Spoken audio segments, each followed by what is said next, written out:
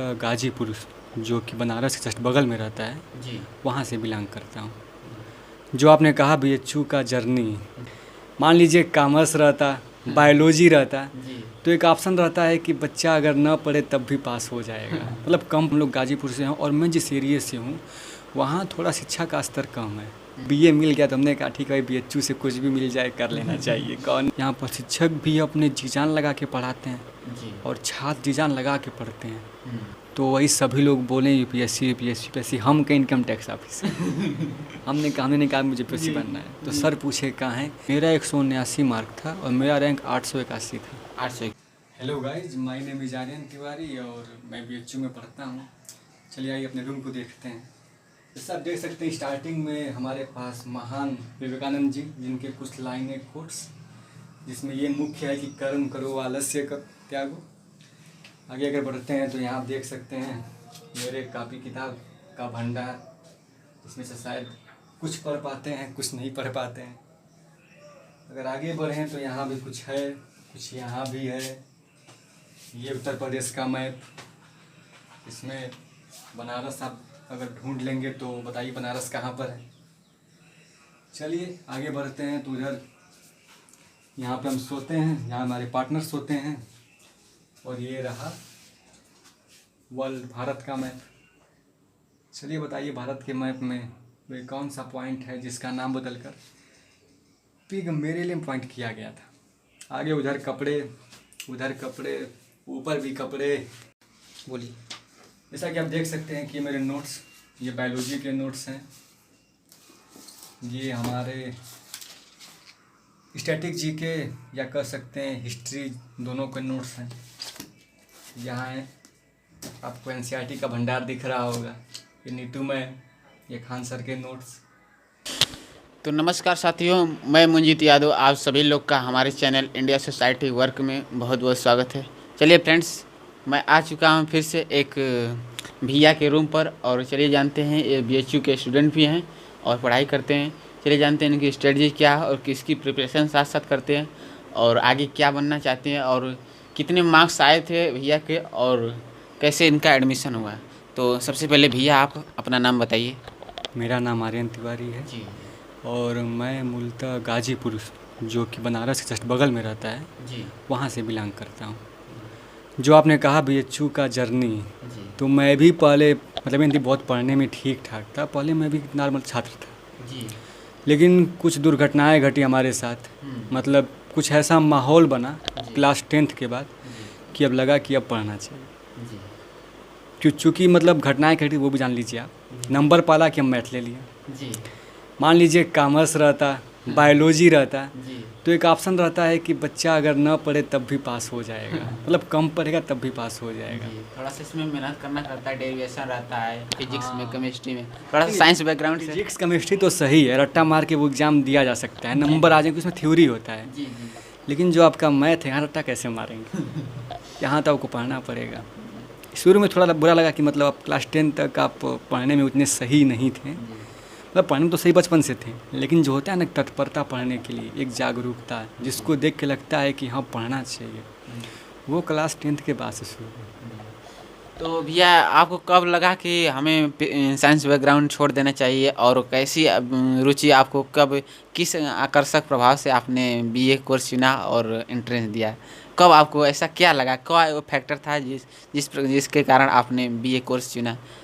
प्रश्न बहुत अच्छा है, मज़ेदार प्रश्न है। बीए क्यों चुना? देखिए, एक होता है चुनना, एक होता है मिल जाना। तो मुझे मिल गया, मैंने चुना नहीं, मिल गया। मतलब हुआ ये कि जैसे हम लोग गाजीपुर से हैं और मैं जिस एरिए से हूँ वहाँ थोड़ा शिक्षा का स्तर कम है। मतलब लोग जागरूक नहीं हैं शिक्षा के लिए। आप लोग एक गाना सुने होंगे कि गाजीपुर के लाल। लाल मतलब क्या होता है यहाँ पर? गाजीपुर के जवान बहुत ज़्यादा होते हैं। मतलब वहाँ पर बच्चा क्लास 12th पास आउट किया, दौड़ना शुरू कर दिया। मैं सबकी बात नहीं कर रहा, आर्मी के लिए ज़्यादा गाजीपुर के बच्चे प्रेफरेंस देते हैं। गाजीपुर और बलिया जो है ये आर्मी के लिए ज़्यादा मतलब एक्टिव रहते हैं। तो शुरू मेरा भी शौक़ था कि गाजीपुर जाना आर्मी, लेकिन फिर माहौल बदला, कहीं कि नहीं मुझे पढ़ना है, पढ़ने में मन लग गया और मैं बीएचयू में बीएससी और बीए दोनों का फॉर्म डाला था। अब चूँकि जानते ही हैं, बताया पहले से कि पढ़ाई में उतना जागरूक था नहीं। अचानक परिवर्तन हुआ तो बीएससी का जो परीक्षा था मतलब टफ लगा मुझे, हो नहीं पाया। बीए मिल गया तो हमने कहा ठीक है बीएचयू से कुछ भी मिल जाए कर लेना चाहिए, कौन नहीं छोड़ना चाहिए। अच्छा भैया, सबसे खास एक बात यह है कि लोग बीएचयू ही क्यों आना चाहते हैं। बहुत से लोग जैसे यूपी बिहार में देखें तो बिहार से भी ज़्यादा बच्चे यूपी बीएचयू को फॉर्म डालते हैं। ऐसा क्या इसमें है कि जो बीएचयू से ही करना चाहते हैं बीए बीएससी, ऐसी कौन सी फैकल्टी इसमें ज़्यादा है जो बच्चों को मन में भाई रहती है, नहीं बीएचयू में मिल जाए तो कोई भी मिल जाए, बीएचयू से करना है। देखिए इसकी दो वजह हैं। जी नंबर पहला कि शिक्षा। जी अगर आप कहीं और पढ़ते हैं जी तो वहाँ दो चीज़ें होती हैं, या तो शिक्षक नहीं रहेगा पढ़ाने वाला अच्छे से, जी या जो छात्र हैं वो नहीं रहेंगे पढ़ने वाले अच्छे से। जी यहाँ पर दोनों चीज़ हैं। जी यहाँ पर शिक्षक भी अपने जी जान लगा के पढ़ाते हैं जी और छात्र जी जान लगा के पढ़ते हैं। तो जो एक कम्बिनेशन है ना, ये कम्बिनेशन एक माहौल बनाती है पढ़ाई लिखाई का, शिक्षा का। यहाँ शिक्षा का स्तर बहुत ऊंचा है। जैसे कि आप जो बोले हैं बात नंबर फर्स्ट बिहार वाला, बिहार में ये होता है कि वहाँ 3 साल में ग्रेजुएशन पूरा नहीं हो पाता। जी इस बात मतलब जानते भी होंगे कि वहाँ 4 साल 5 साल लग जाते हैं। जो और बात है यूपी के बच्चे क्यों चाहते हैं, तो यूपी के बच्चे इसलिए आते हैं क्योंकि इसका नाम पहली बात हो गया बहुत ज़्यादा, और यहाँ शिक्षक पढ़ाने के लिए उत्सुक होते हैं, वो चाहते हैं कि बच्चे पढ़ें।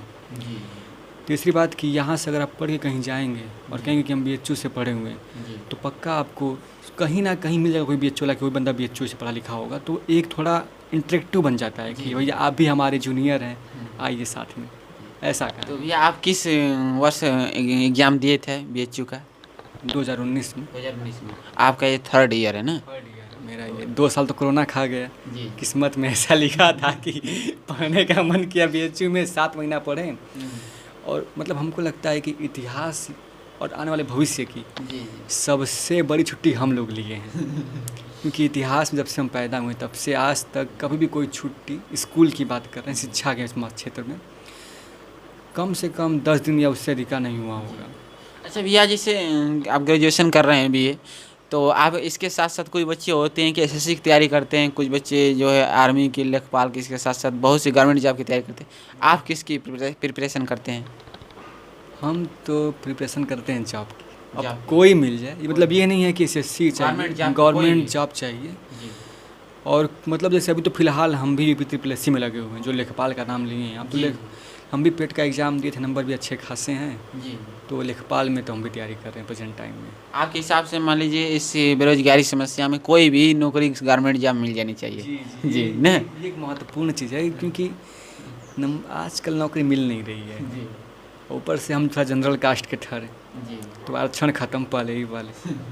थोड़ा सा EWS है तो हो सकता है उससे कुछ समझ रहे हैं इसके आगे अब क्या। अच्छा भैया, जैसे खास तौर पर जो बच्चे बीए करते हैं किसी यूनिवर्सिटी से, इलाहाबाद विश्वविद्यालय, बीएचयू विश्वविद्यालय, तो लोग बोलते हैं कि आईएएस पीसीएस में जाने का इनका ज़्यादा सपना रहता है, सिलेक्शन में होने की ज़्यादा चांस रहती है। खास तौर पर जो लोग बीए करते हैं, ऑनर्स करते हैं जो भी, तो ये लोग यूपीएससी की तैयारी में ज़्यादा रहते हैं। तो आप इससे, आपके साथ में कोई, जैसे कितने बच्चे हैं जो यूपीएससी की तैयारी करते हैं? जब हम शुरुआत में यहाँ पर आए थे तो जी। हमारा जो हुआ था पहला क्लास, जिसको बोलते हैं हम लोग इंट्रोडक्शन क्लास, जी वहाँ पे यही पूछा गया था। जी मतलब सभी लोग थे बच्चे, एक टीचर आए क्लास में, पूछें कि आप लोगों को तैयारी किस चीज़ की करनी है। जी तो वही सभी लोग बोले यूपीएससी। हम के इनकम टैक्स ऑफिस हमने नहीं कहा मुझे यूपीएससी बनना है। तो सर पूछे कहाँ हैं, नहीं सर ये लोग जो सोच रहे हैं वो लोग नहीं कर पाएंगे, हम इनकम टैक्स ऑफिसर बन जाएंगे, क्योंकि ये सर ये लायक है यूपीएससी। मतलब एक तो इस साल जो देखे होंगे, अगर आप प्री का एग्ज़ाम जो परसों हुआ था, जी कल हुआ। कल ही हुआ था, सॉरी कल हुआ था एग्ज़ाम। तो उसमें अगर आप देखेंगे जो प्रश्न थे वो प्रश्न ज़्यादा हार्ड नहीं थे। जी यूपीएससी का हार्ड क्या होता है, मेंस, और इंटरव्यू हार्ड होता है। जी मेंस हार्ड क्यों होता है, क्योंकि वहाँ लिखना रहता है, जी और लिखने से बहुत लोग भागते हैं, ये बात जानते हैं आप। क्योंकि इसमें 2 फैक्टर, नंबर पहला फैक्टर कि बचपन से लिखने की आदत नहीं है किसी को, जी जी और दूसरा फैक्टर कि राइटिंग ख़राब है, दोनों दिक्कत है। बस यही कहानी। मेरा अपना लक्ष्य यूपीएससी नहीं है, पहले मुझे कोई एक जॉब पाना है, कोई भी आपके हिसाब से गवर्नमेंट जॉब मिल जानी चाहिए। अच्छा भैया, आपका कितना मार्क्स था जो 2019 के बैच में आप बीएचयू के एंट्रेंस दिए थे? मेरा 179 मार्क था और मेरा रैंक 881 था। 881। तो जो देखने वाले हमारे भाई हैं, व्यूअर्स हैं, तो उनका यदि इस साल जो एग्ज़ाम दिए हैं तो लगभग कितने मार्क्स आ जाएगा तो उनका एडमिशन हो सकता है? अच्छा, BHU BA arts BA social दो था, तो आप दोनों फॉर्म भरे थे? हम लोग के समय दोनों फार्म कंबाइन हो गया था। जी। मतलब जब हम ही लोग वो पहले बच्चे हैं जिनके में 25 मैथ 25 रीजनिंग ऐसे टाइप का क्वेश्चन आया था। और हम ही लोग वो पहले बच्चे हैं जब से BA सोशल और आर्ट का एग्ज़ाम एक साथ होने लगा था। जी। बस यही कहानी। तो भैया बताइए कि जैसे BHU में लाइब्रेरी होते हैं, बहुत से बच्चे जाते हैं पढ़ने के लिए, और सभी लोग जाते हैं?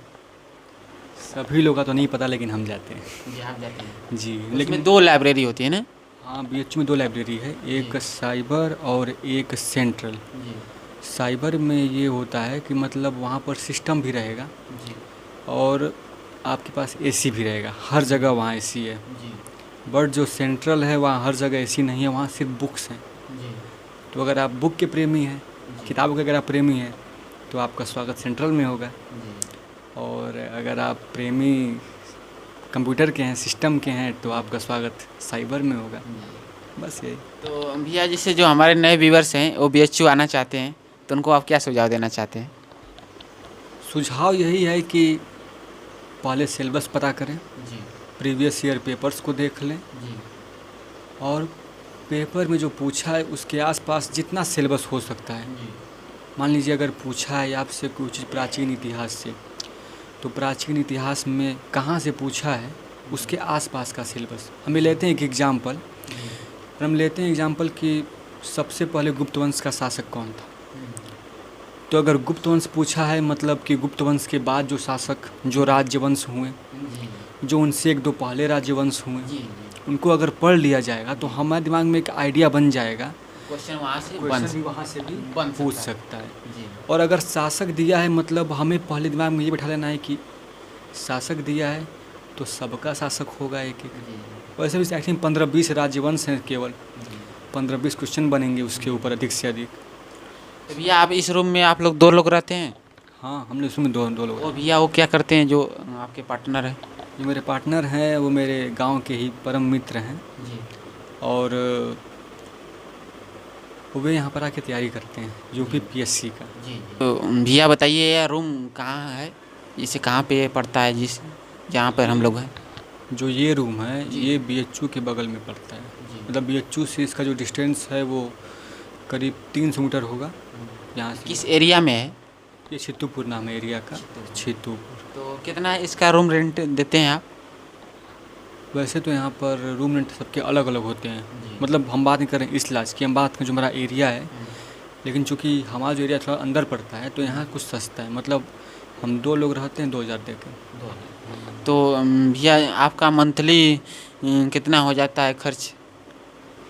मेरे हिसाब से मंथली खर्च डिपेंड करता है पर्सन टू पर्सन। जैसे हम कभी कभी चला देते हैं मंथली खर्च 2500 में भी। चूँकि हमारा जो घर पता है गाजीपुर बगल में ही है, तो हमारे घर से आता है राशन सब कुछ, तो कोई दिक्कत है नहीं। बस थोड़ा जो साग सब्जी है वही ख़रीदना पड़ता है, तो वही मंथली अप्रॉक्स 2500 बस। चलिए ठीक है।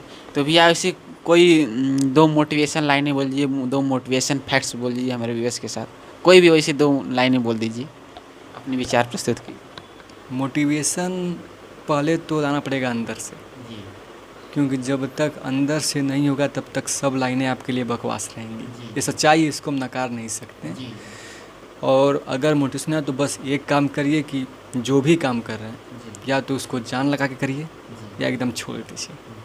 मतलब ये ना रहे बाद में कि हमने इस चीज़ को जान लगा के नहीं किया, पूरे मन से नहीं किया, इसलिए हम फेल हो गए। पछतावा नहीं होना चाहिए, तो पूरी ताकत को झोंक देना चाहिए ना। तो चलिए भैया, हमारे साथ जुड़ने के लिए आपका बहुत बहुत धन्यवाद। चलिए फ्रेंड्स, मिलते हैं किसी नए वीडियो के साथ, और इसी प्रकार की वीडियो देखने के लिए हमारे चैनल सब्सक्राइब करें, और कोई भी इंक्वायरी हो तो कमेंट्स बॉक्स में ज़रूर लिखें। चलिए मिलते हैं। Thank you. जय हिंद, जय भारत।